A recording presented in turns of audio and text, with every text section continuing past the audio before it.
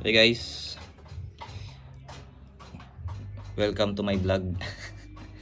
Ayan si Jumbo. So ito yung breeder natin na broiler. Ang edad nito guys, 3 buwan. Kaka-3 buwan niya lang. So tinabi ko yung galon sa kanya para may idea lang kayong gaano siya kalaki. So yun yung laki ng galon. Tapos ito siya.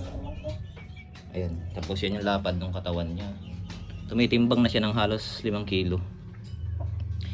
Ayan, dyan lang yan siya nakalagay muna kasi wala pa siyang partner. So ayun yung paan niya. So 3 months. Oh, kung kagatin to cellphone na. Ayan siya guys. Grabe takaw niyang kumain. Lakas kumain yan. So magbe-breed tayo ng broiler na para sa sisiw. So siya yung gagawin kong breeder. Kailangan ko lang ng babae. So meron pa tayong mga broiler dito guys. So ayan sila. Baka kumuha ako dito ng isang babae. Bali na lang to, 8. Kukuha ako dito ng isang babae guys para maging partner niya.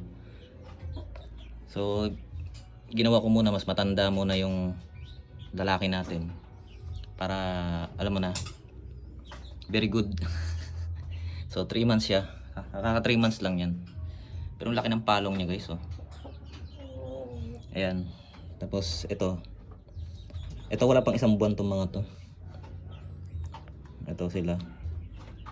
Siguro malapit na. Parang 3 weeks old ata. Hindi ko na siya na pero 3 weeks old. Ayan sila.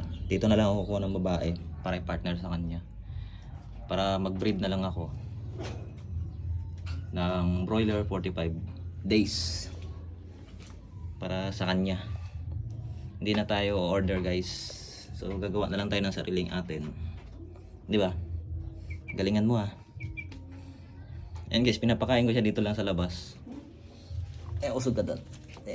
Ayan yung kamay ko kumpara sa katawan niya. So ayan. Malaki yan guys. Napakabigat niya. Halos 5 kg na siya. Pero hindi pa siya matured. Yan yung buong itsura niya. Ang dami pang nag-ano pa yung balahibo niya yan. So first time ko lang din makakita ng broiler na medyo matured na.